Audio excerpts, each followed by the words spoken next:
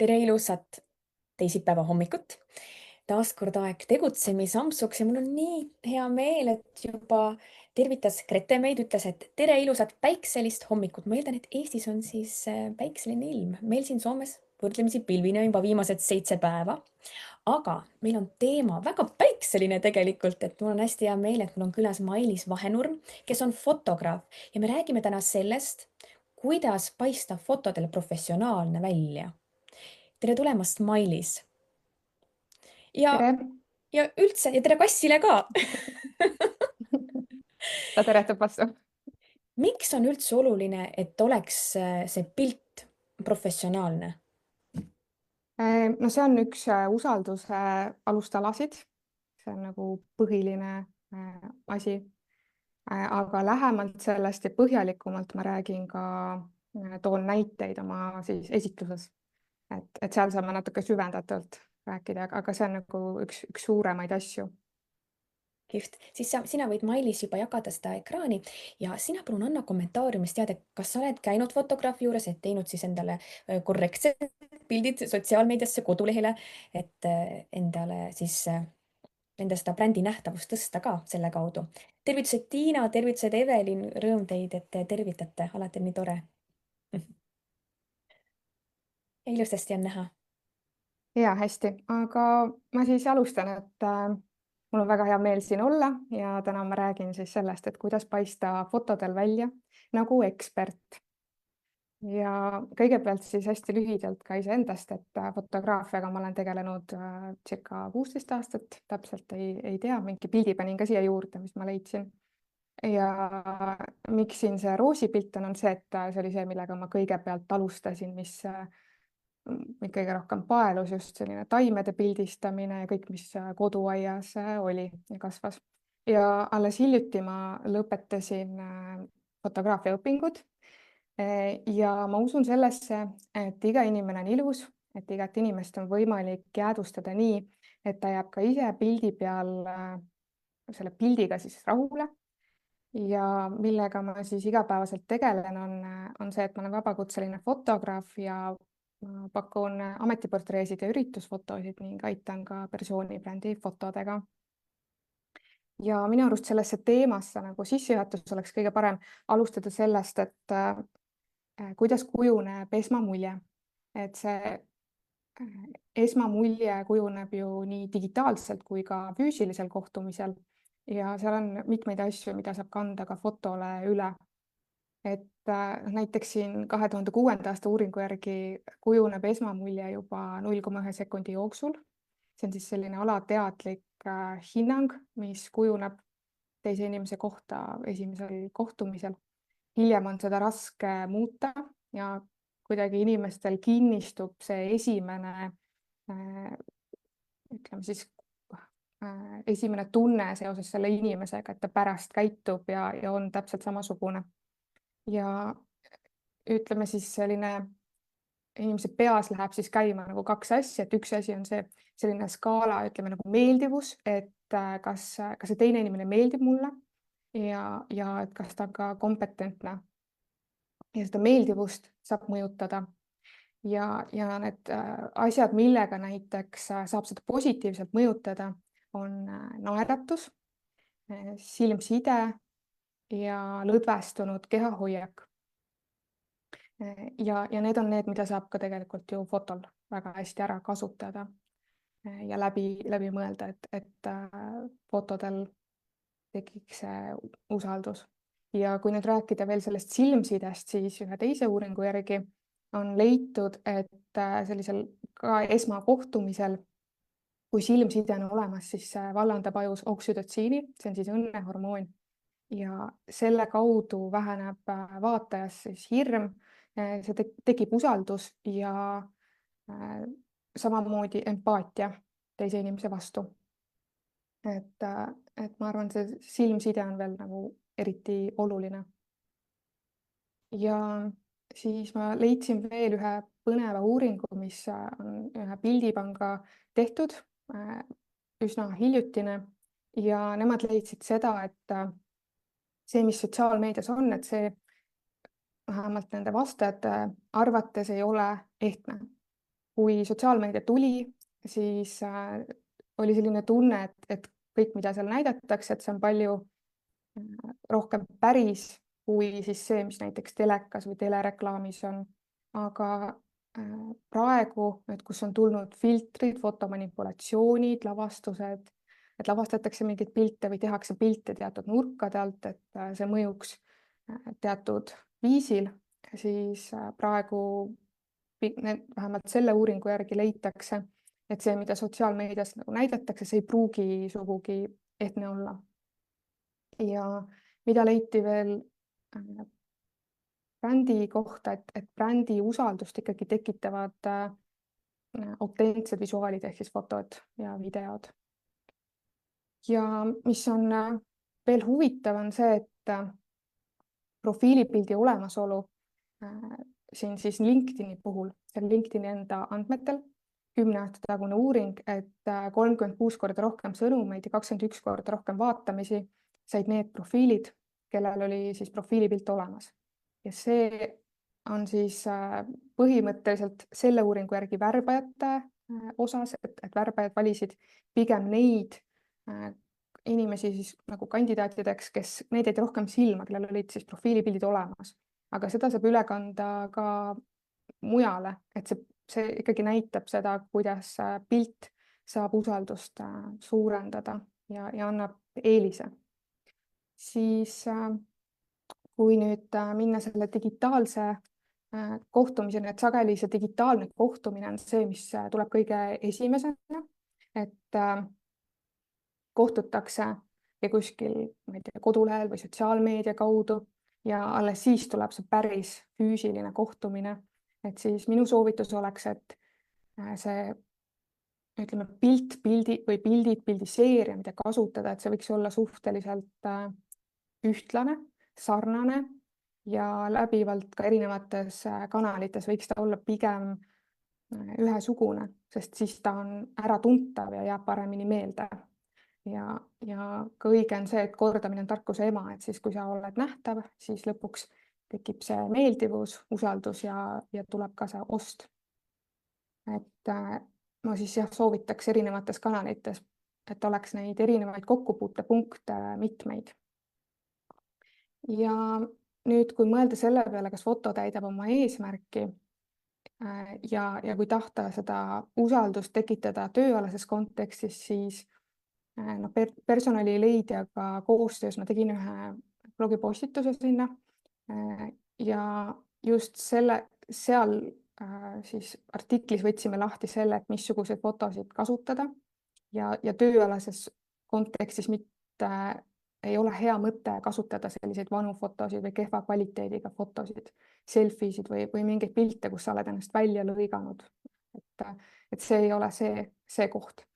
Mis ei tähenda muidugi, et sellised pildid üldse ei peaks kasutust leidma, nendel on kindlasti oma koht, aga teistmoodi ja võib-olla teises kohas. Et kui nüüd on toimunud see digitaalne kohtumine ja esmamulje on juba kujunenud ja siis toimub see päris kohtumine, nii-öelda päris kohtumine, näost näkku kohtumine, siis on üks põhilisi asju, mis tekitab seda ebakõla, on see, et kasutatakse mingit pilti, mis on aegunud. Ja siin paremal ma tõin ka ära, et 5-6 aasta jooksul toimunud muudatused, mis selle jooksul tekivad naistel on põhiliselt on see, et mingi soengu muudatus. Aga võib-olla ka erinevaid asju, et kellel on prillid või ma ei tea, meestel võib-olla habe kasvanud või maha lõigatud, et peamine on see, et milline sa nagu digitaalselt ja fotol oled, et see läheks kokku sellega, milline sa siis näost näkku kohtumisel oled. Ja punktid 2-4 võiks võtta kokku sellega, et inimene ei tunne ennast fotol ära.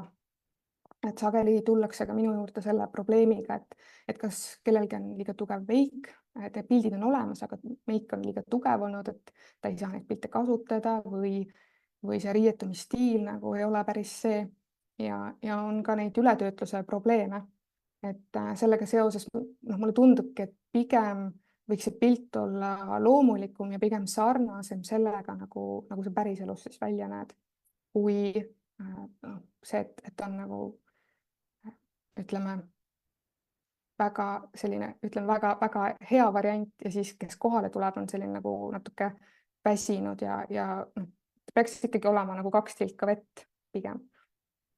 Ja siis mõned asjad, mida sa saaksid enda jaoks välja mõelda, et kas see foto, mis sul olemas on, kas see toetab sind, ongi see, et mõelda sellele, kas see foto, mida ma kasutan, kas see või tegelikult isegi fotod, sest üks foto tavaliselt kõiki neid eesmärke ei saa täita, et ta võiks näidata seda, millega sa tegeled, kuidas sa klientidega suhtled. Hea oleks ka näiteks selline pilt, kus ongi see osa nagu kliendist jääb peale, siis see inimene, kes seda pilti vaatab, tal tekib kohe see tunne või selline nagu saab panna ennast kliendi kingadesse korraks. Ja samamoodi võiks mõelda natuke selle peale, et kas see ideaalklient siis, kas tema ootused nagu vastavad, et see pilt oleks mõeldud just temale. Mõelda selle peale, et kas tegu on nagu tippjuhiga või tegu on keskastme juhiga. Mõelda natukene läbi selle kliendi vaatest ka.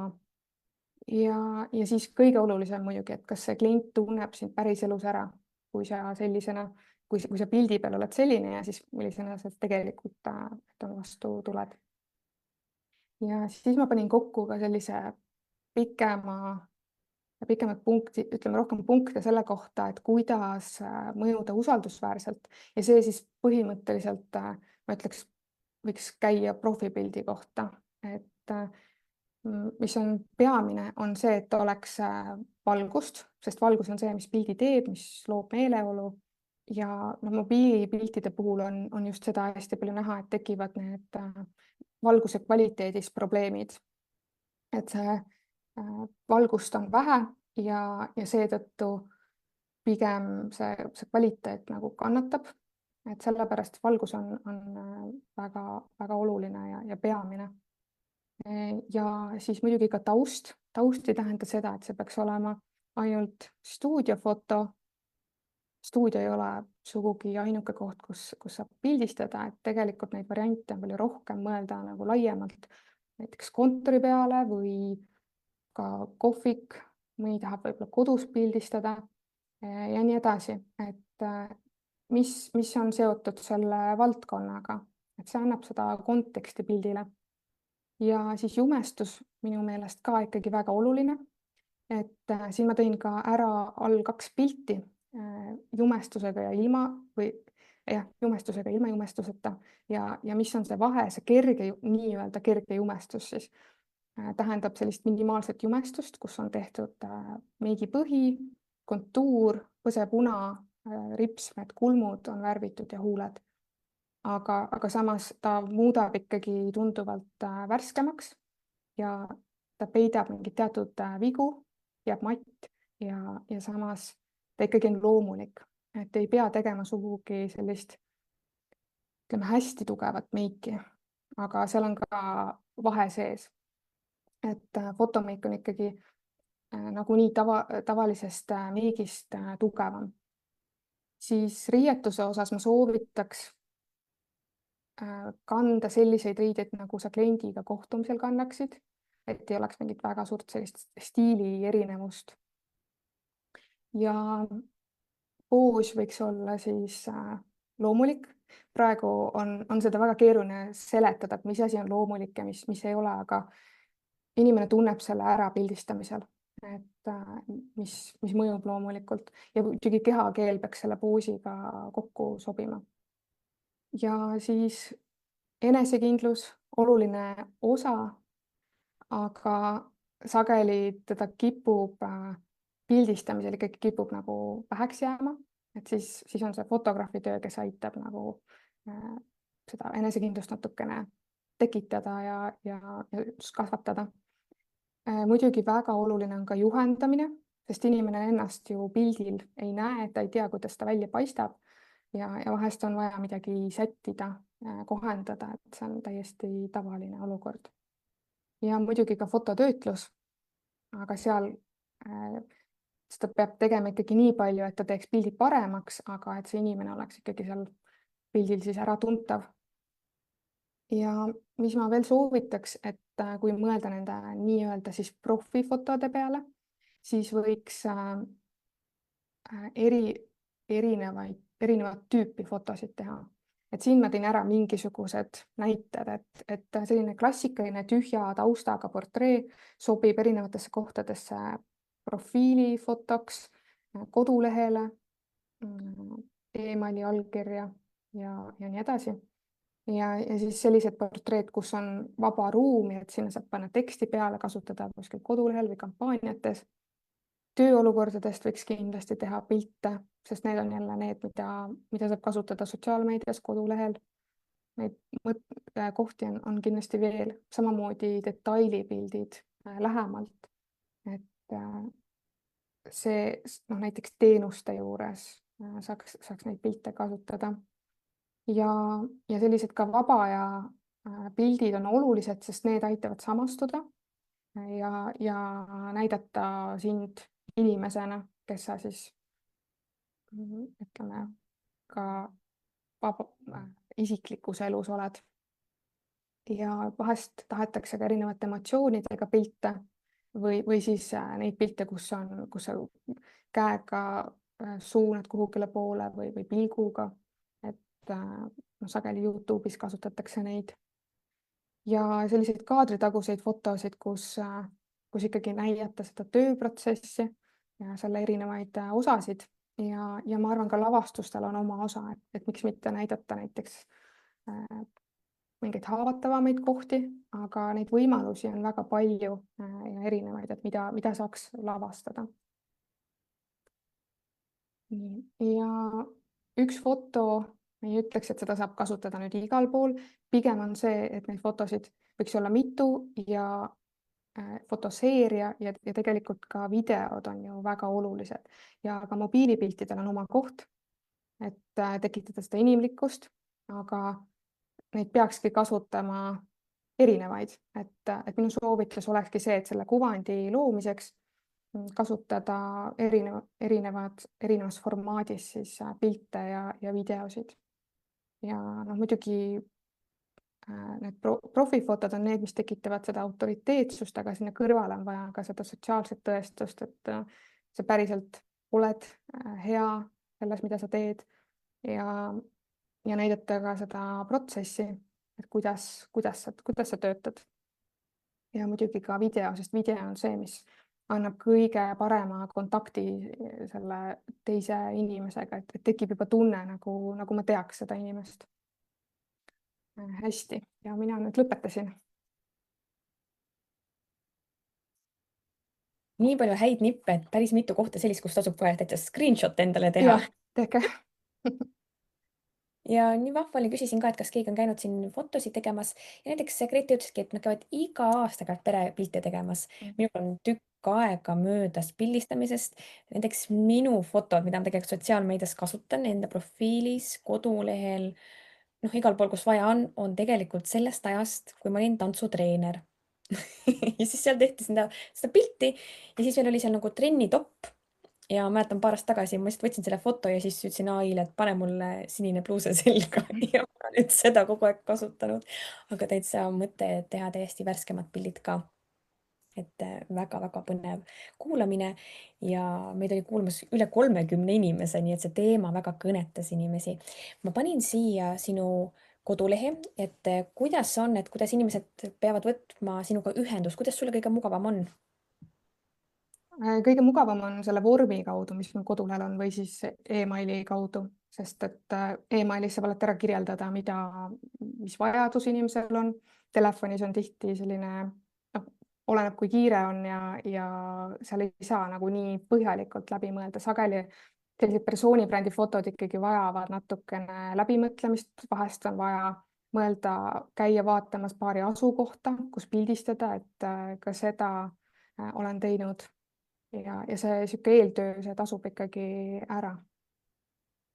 Arusaadav. Aga kuidas see siis välja näeb, et näiteks inimene, kes tahab teha endale persoonibrändi pilte, et kirjutab sulle, et tere, ma soovin tulla. Kas mida peab siis sinna kirjale juurde lisama, et näiteks, et mis on minu näiteks lemmikriided või teha foto enda riidekapist või et kas sa aitad ka riietuse valimisega, et kõik oleks siis harmoonias omavahel?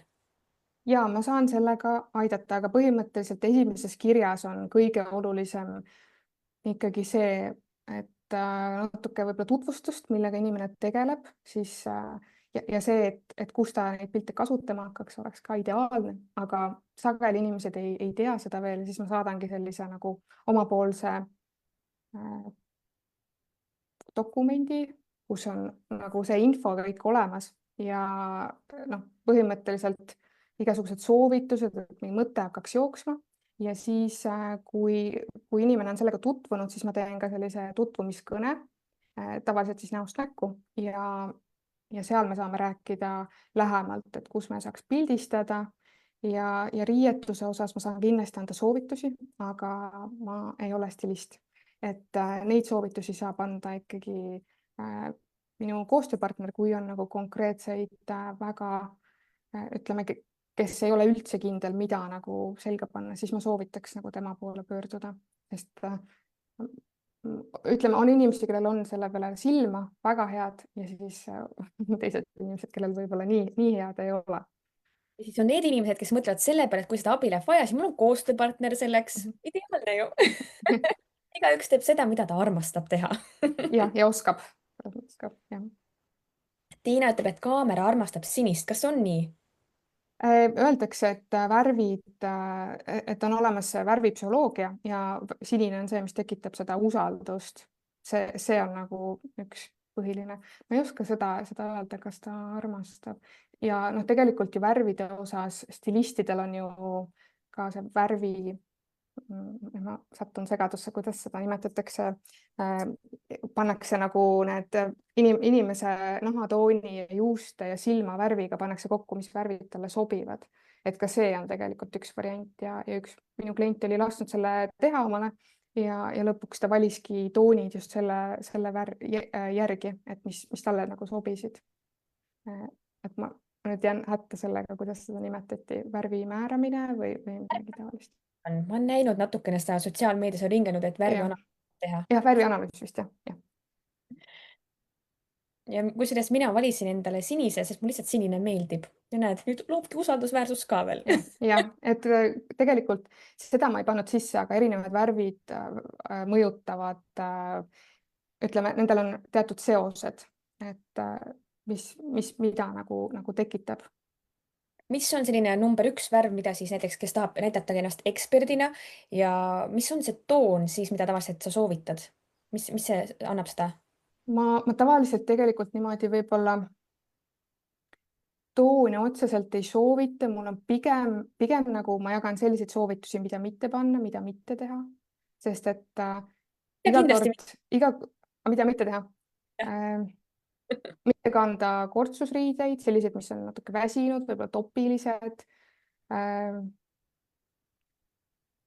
Ilma, soovituslik oleks panna ka mitte tumedat rinnahoidjat heledate riiete alla. Mitte väga suuri mustreid ja taolisi asju. Mul on selle kohta nagu nimekiri. Väga-väga põnev, et siis saab kohe see inimene, kes tuleb sinu juurde, siis ta saab kohe, mida mitte teha. Väga Ja, põnev. sest et see mõte ei ole ka selles, et saata inimest kohe esimese asjana poodi, et mine ja osta omale nüüd mingid uued riided. Et vahest on ikkagi see, et kas midagi või siis kõike, mis sul garderoobis on, saab kasutada.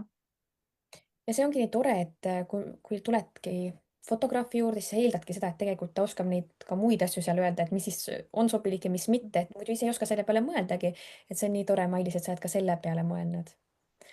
Aitäh sulle tänase õpiampsu eest, nii tore, et inimesi kõnetas see amps ja head pildistamist. Mida öeldakse tavaliselt? Mida tavaliselt öeldakse fotograafidele? Selge, et küsimus.